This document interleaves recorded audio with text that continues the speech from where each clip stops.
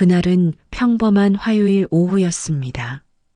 제가 병원에서 혈압약을 처방받고 나오는데 동생에게서 전화가 왔습니다. 언니, 민지가 예식장 계약금 넣었대. 가슴이 철렁 내려앉더군요. 3년 동안 막아왔던 일이 결국 제 딸이 제 말을 거역했다는 사실이 저를 무너뜨렸습니다. 그래서 저는 거짓말을 했습니다. 동생에게 바로 전화해서 말했죠. 민지한테 전화해서 내가 쓰러졌다고 해. 끔찍한 거짓말이었지만 그 순간 다른 방법이 떠오르지 않았습니다. 제 딸을 그 집안으로 보낼 수는 없었으니까요. 민지가 병원에 도착했을 때의 얼굴을 잊을 수 없습니다. 걱정과 공포로 가득 찬 얼굴. 그런데 병실에서 멀쩡히 앉아 있는 저를 보더니 그 표정이 배신감으로 바뀌더군요. 엄마, 이게 무슨 짓이에요? 너가 결혼한다면 내가 정말 쓰러질 것 같아서 제가 한 말이었습니다. 과장이 아니었습니다. 정말로 그랬으니까요. 민지는 모르겠죠. 제가 왜 그토록 준호라는 사람을 반대하는지. 겉으로는 화려해 보였습니다. 해외 명문대 MBA에 잘 나가는 스타트업 대표. 하지만 모성은 거짓말을 못합니다. 첫 만남에서부터 느꼈던 그 불편한 감각. 제 딸을 진심으로 사랑하는 게 아니라는 느낌. 사람들은 제가 구시대적이라고 생각할지 모릅니다. 하지만 전 어쩔 수 없었습니다. 사설 탐정까지 고용했으니까요. 그리고 알아냈죠. 준호의 화려한 스펙 뒤에 숨겨진 빚더미, 그리고 도박 중독인 그의 아버지. 제 딸의 미래가 걱정되지 않을 수 있었을까요?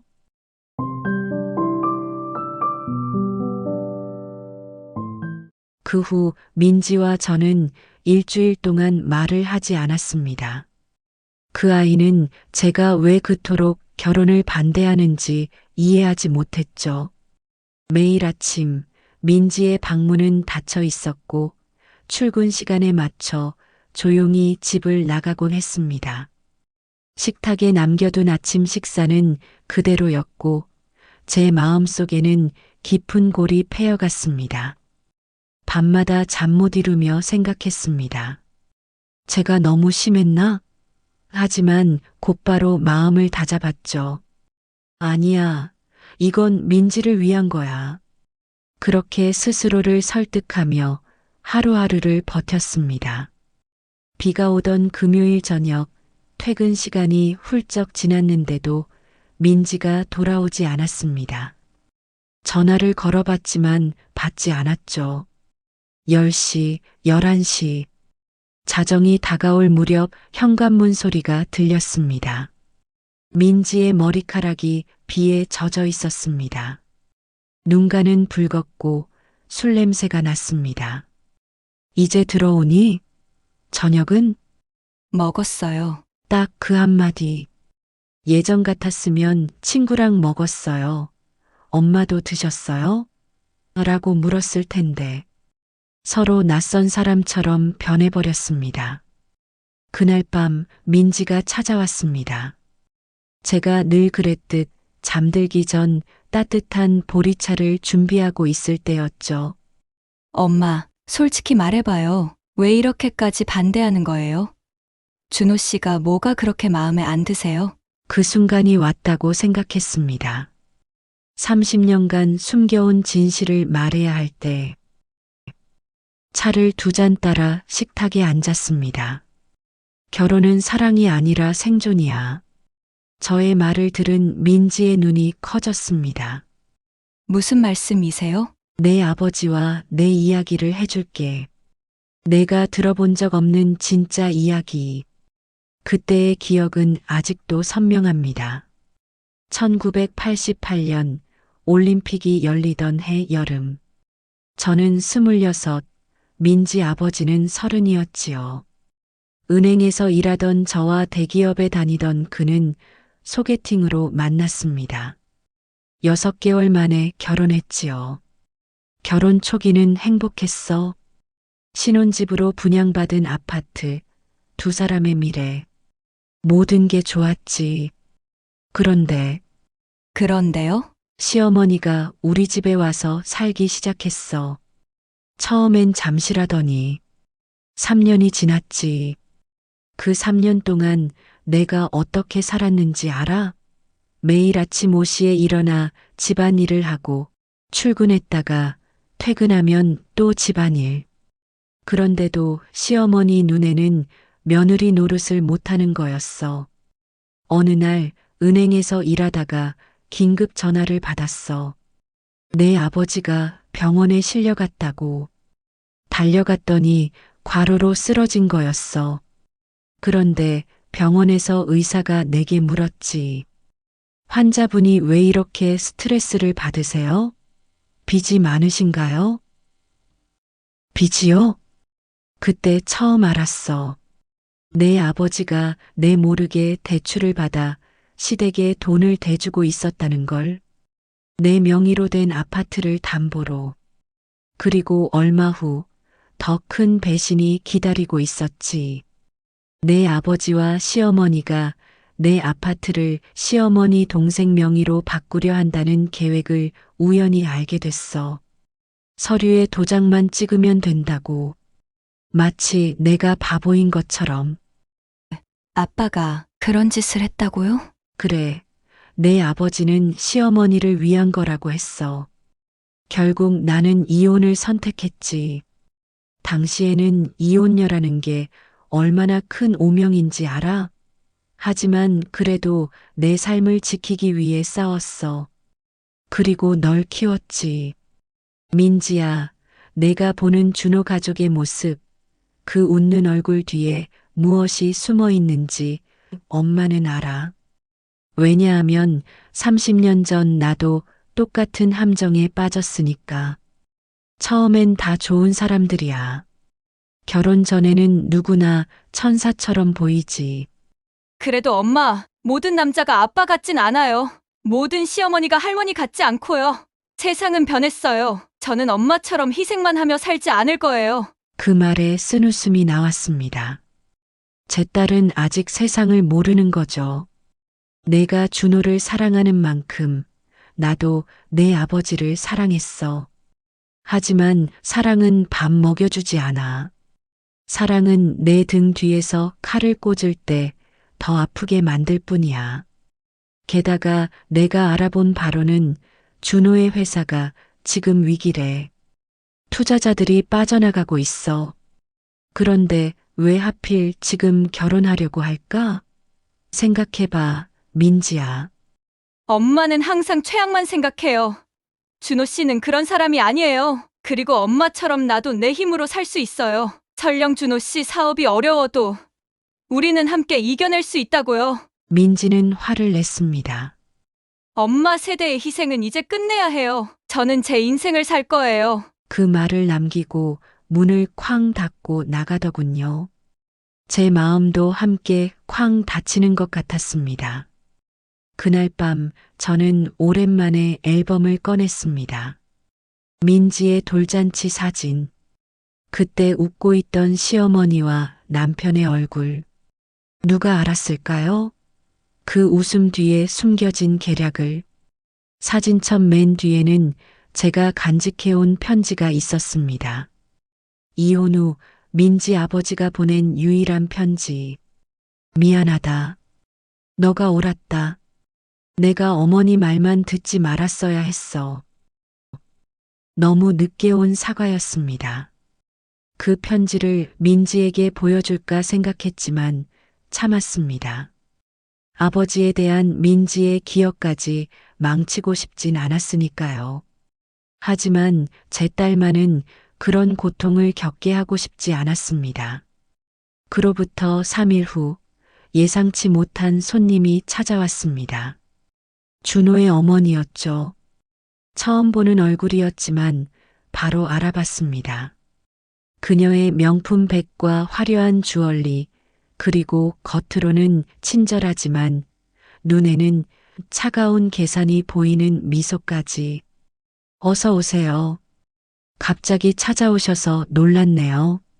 갑자기 찾아와서 죄송해요. 김영숙 씨, 맞으시죠? 저는 준호 어머니 박정이라고 합니다. 그녀의 손에는 고급스러운 선물 상자가 들려 있었습니다. 과일 바구니였죠. 작은 성의입니다. 받아주세요. 거실에 앉아 차를 대접했습니다. 겉으로는 평온했지만 제 심장은 빠르게 뛰고 있었죠. 왜 갑자기 이 여자가 찾아온 걸까? 아들이 결혼한다고 해서 찾아왔어요. 사실 인사도 제대로 못 드리고 아이들이 결혼 이야기를 꺼내서 당황스러웠거든요. 그녀의 미소가 어쩐지 익숙했습니다. 30년 전 제 시어머니의 미소와 똑같았죠. 겉으로는 친절하지만 속은 차갑게 계산하는 얼굴. 저도 놀랐답니다. 민지가 갑자기 결혼하겠다고 해서요. 두 사람이 서로 많이 사랑하나 봐요. 젊은 사람들이 그렇죠?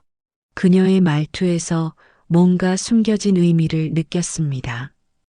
그리고 곧바로 그 의미가 드러났죠. 사실 저도 이 결혼을 탐탁지 않게 생각하고 있어요. 차를 들고 있던 제 손이 멈칫했습니다. 예상치 못한 말이었죠.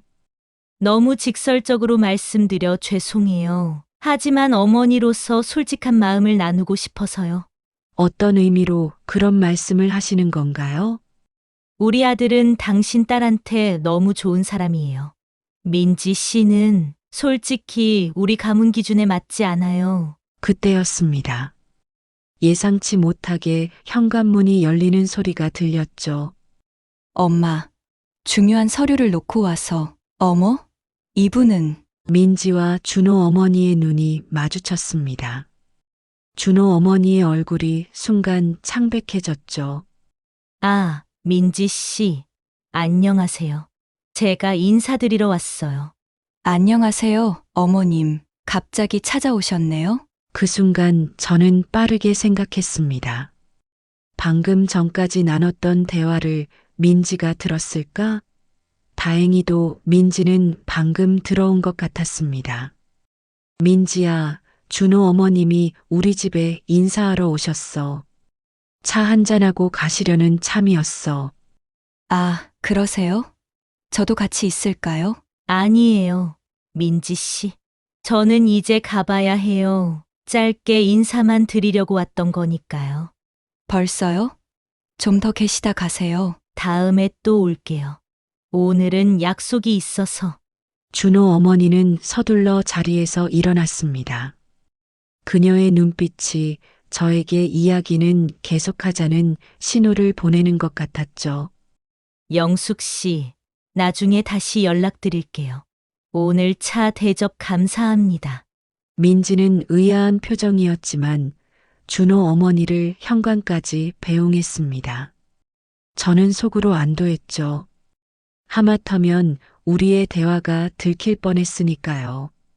엄마, 갑자기 준호 어머니가 왜 오셨어요? 그냥 인사하러 오셨대. 결혼 이야기도 나오고 하니까. 뭐라고 하셨어요? 결혼 반대하신다고요? 민지의 눈에 의심이 스쳤습니다. 저는 침착하게 대답했죠. 아니, 오히려 반대로. 너희 결혼을 축하한다고 하시더라. 나도 좀 놀랐어. 정말요? 그런데 왜 그렇게 급하게 가셨어요? 다른 약속이 있으시대. 다음에 또 오신다고 하셨어. 그렇군요. 저는 서류 좀 찾아서 다시 회사로 갈게요. 그래, 서류는 찾았니? 네, 여기 있었어요. 그럼 저 가볼게요. 민지가 나간 후 깊은 한숨을 내쉬었습니다. 위기일발이었죠. 그리고 10분 후 준호 어머니에게서 전화가 왔습니다. 아까는 정말 놀랐네요. 하마터면 들킬 뻔했어요. 네, 정말 아찔했습니다. 우리 이야기 계속해요. 결혼을 막는 대신 뭘 원하세요? 그 순간 머릿속에 번뜩이는 생각이 있었습니다. 함정을 파야겠다고 생각했죠. 준호 씨 회사 지분이요. 민지가 고생하지 않도록 보장이 필요해요. 지분이요? 그게 무슨, 결혼을 반대하려면 그만한 이유가 필요하겠죠. 제 딸이 상처받지 않도록.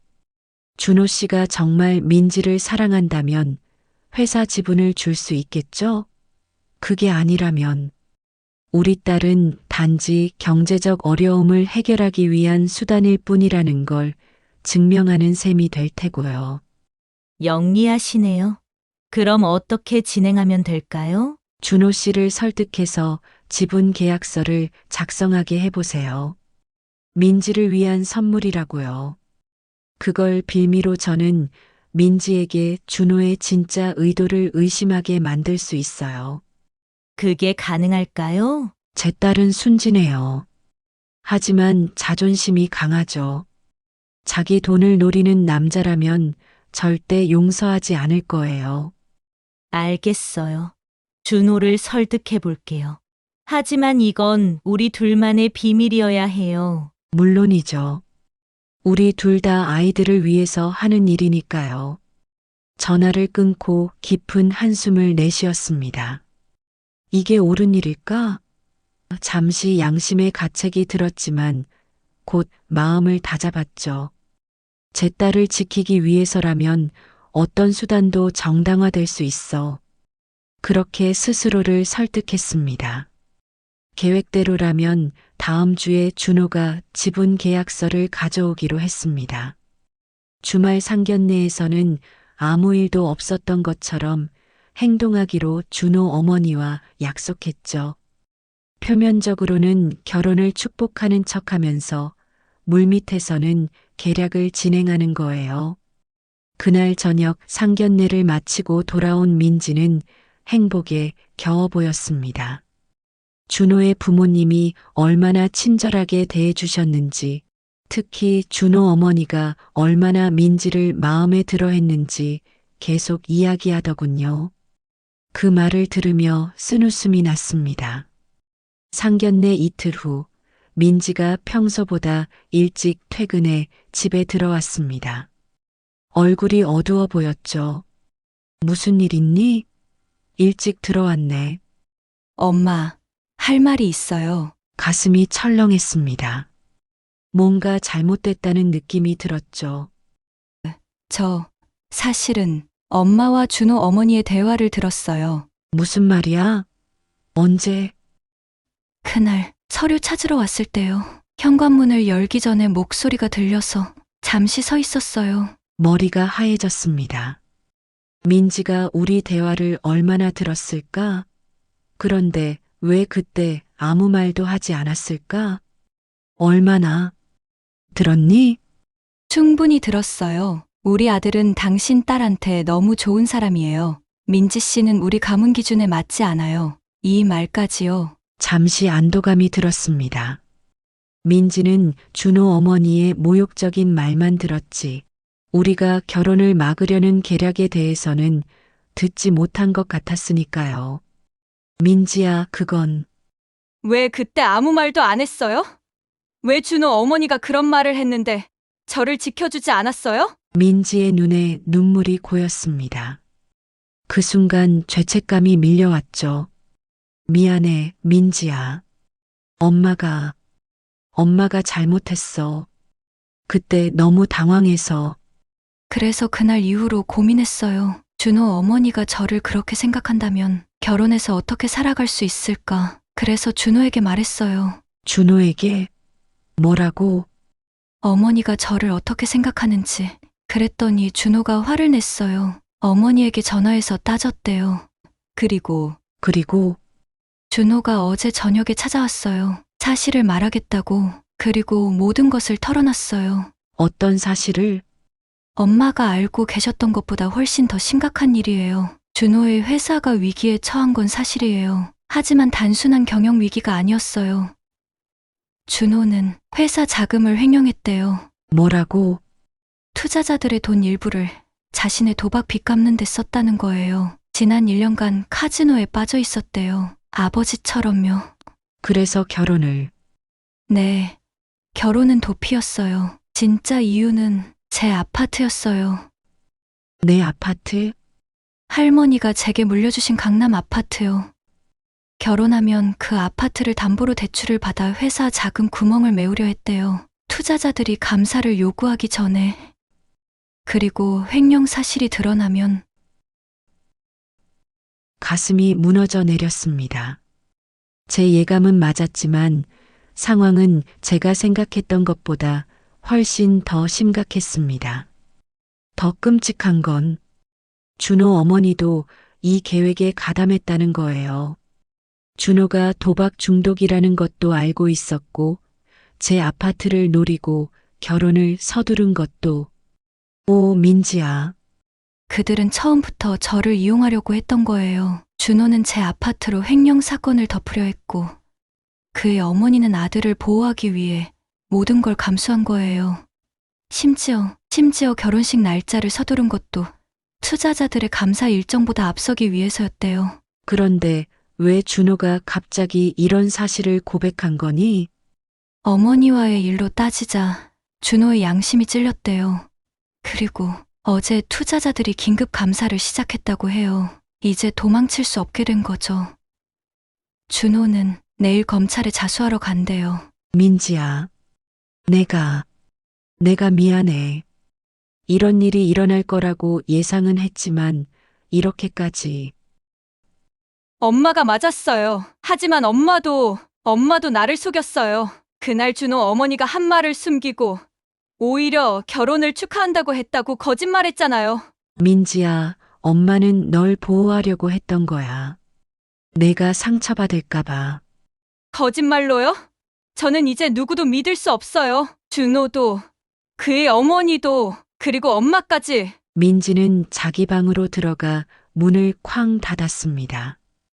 그날 밤 민지는 집에 있었지만 방문을 열지 않았죠. 제 계략은 결국 성공했지만 그 과정에서 딸의 신뢰를 잃었습니다. 창밖으로 비가 더 세차게 내렸습니다. 밤새 잠을 이루지 못했죠.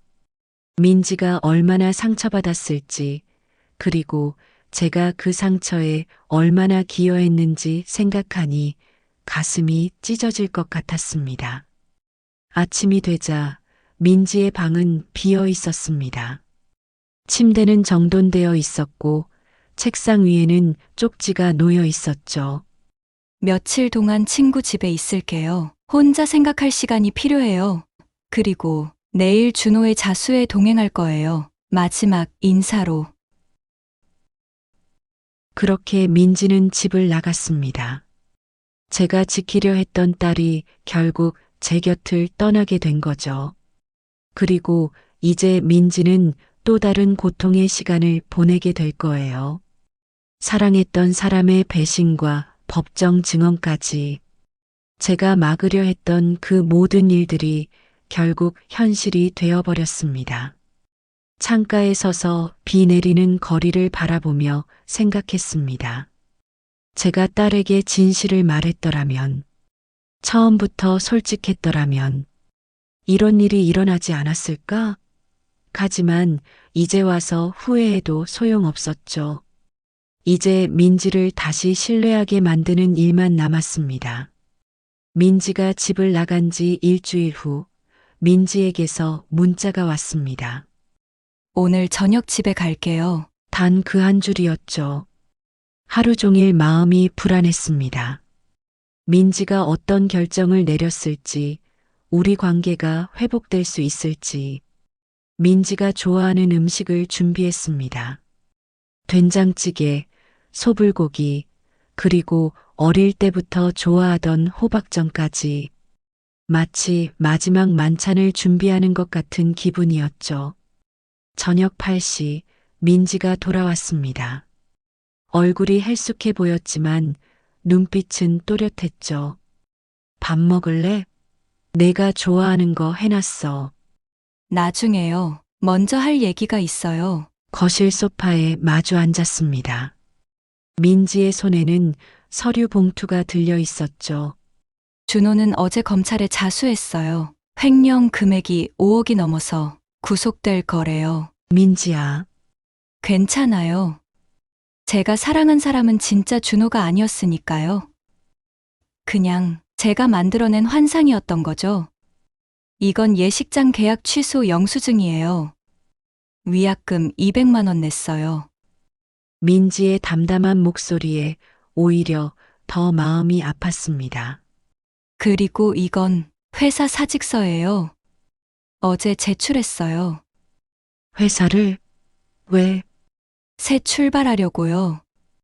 이번 일을 통해 많은 걸 깨달았어요. 제가 얼마나 나약했는지, 얼마나 쉽게 속았는지. 엄마, 저 이제 독립하려고요. 독립? 네, 할머니가 물려주신 아파트로 이사할 거예요. 그동안 임대를 놓았던 그 집, 이제는 제가 직접 살 시간이 됐어요. 가슴이 철렁했습니다. 민지가 떠난다는 건 예상했지만 이렇게 갑작스럽게. 그럼 회사는 어떻게? 대학 선배가 운영하는 스타트업에서 제안이 왔어요. 급여는 좀 적지만 제가 정말 하고 싶었던 일이에요. 민지야, 그렇게 급하게 결정하지 마. 좀 더 생각해보고. 이미 결정했어요. 엄마, 저는 이제 제 인생을 제가 선택할게요. 엄마도, 준호도 필요 없어요. 그 말이 칼처럼 가슴을 파고들었습니다. 제 딸이 저를 떠나려 하는 것이 견딜 수 없었죠. 그렇게 엄마를 미워하니? 미워하지 않아요. 그저 지쳤을 뿐이에요. 엄마의 두려움이 내 인생까지 지배하게 할 수는 없어요. 엄마가 저를 위해 희생하신 거, 저를 지키려고 하신 거, 다 알아요. 하지만 저를 지키는 최선의 방법이 거짓말이었을까요? 민지의 말에 할 말을 잃었습니다. 제 딸은 이제 어른이 되어 있었죠. 엄마, 제가 실수해도 괜찮아요. 그게 제 인생이니까요. 엄마처럼 강해지기 위해서는 저도 제 실수를 통해 배워야 해요. 짐은 이미 대부분 챙겼어요. 내일 이삿짐 센터가 올 거예요. 그렇게 빨리? 네, 빨리 새 출발하고 싶어요. 민지는 그렇게 집을 나갔습니다. 문이 닫히고 집안에 혼자 남겨진 순간 문득 깨달았습니다. 제가 평생 벗어나려 했던 굴레를 제 손으로 딸에게 씌우고 있었다는 것을요.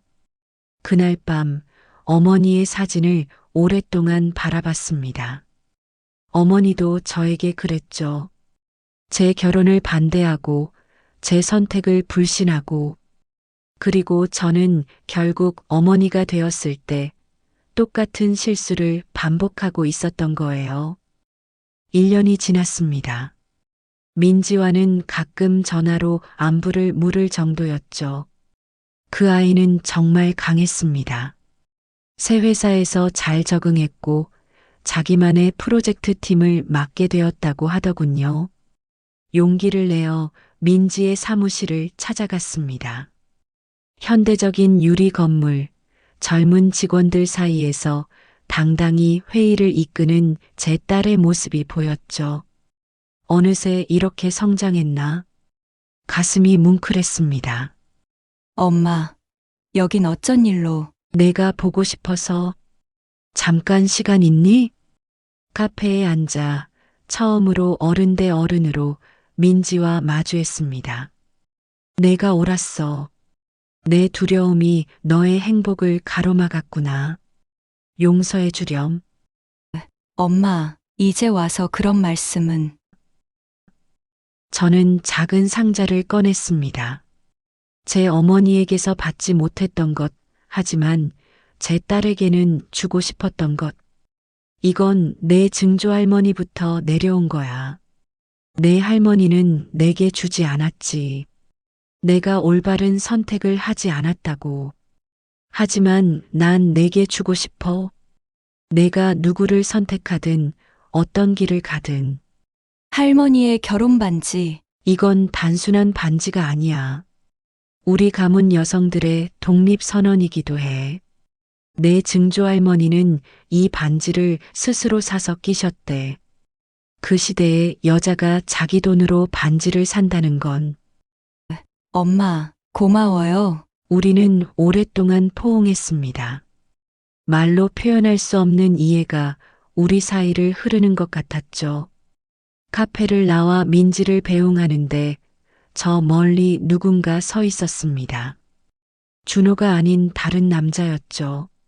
아, 저기 재민 씨가 엄마, 나중에 소개시켜 드릴게요. 지금은 동료지만 민지의 얼굴에 번지는 미소를 보며 알았습니다. 제 딸은 이제 자신만의 길을 찾아가고 있었습니다.